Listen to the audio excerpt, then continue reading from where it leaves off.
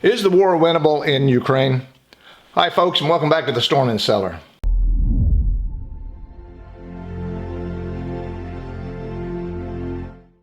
Everyone wants to show their support by wearing or displaying the Ukrainian flag on their social media. U.S. politicians are constantly advocating to throw billions more dollars at the Ukrainian war effort. Biden wants to send more sophisticated missiles to Ukraine, while Denmark and Czech Republic are sending thousands of artillery rounds to Ukraine. Folks, this is too much too late and will only slow the bleeding a week or so, if they can even get the weapons and artillery shells there in time. Unfortunately, the truth is that the war was never winnable from the very beginning. While Ukrainian leaders are lining their pockets and their wives are on shopping sprees in Western Europe, the Russians are advancing more every day while poor Ukrainian soldiers are thrown into the meat grinder. Outnumbered 15-1, the odds of a successful Ukrainian campaign is practically nil, even with more weapons and artillery shells. The Russians have turned on their wartime industrial manufacturing and are producing more than they need for a final victory.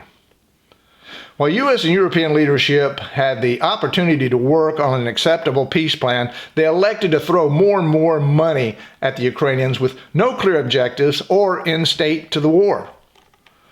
So now what do we have?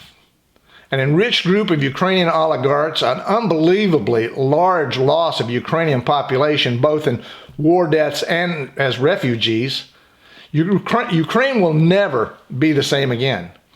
True economic or other negotiations might have satisfied Putin's appetite. However, due to weak U.S. and European leadership, now Russia will reclaim all of Ukraine to its pre-Soviet Union empire collapse. What's worse is that due to Western negligence, Russia under Putin has been empowered to possible further advancements beyond Ukraine, bordering NATO nations. While Russia is threatening the U.S. with space-based weapons to destroy America's commercial and military satellites and threatening the U.S. and the West with strategic nuclear war, European leaders are shaking in their boots that they might be next. One only has to look at the historical European map for especially the last 200 years or so to see the evolving expansion and contraction of countries. We're seeing this transpire right before our very eyes now. Unfortunately, the Quad Alliance of Russia, China, Iran, and North Korea all have to be feeling quite emboldened to achieve their strategic goals while quickly making World War III a distinct possibility, if the U.S. and allies have the stomach for it, which I don't believe they do. Or perhaps Russia's successes in Ukraine will again embolden each of them to just take military action to achieve their goals, and as I said, without any interference or repercussions from the U.S. or anyone else. War is only possible when the enemy smells weakness and political disarray.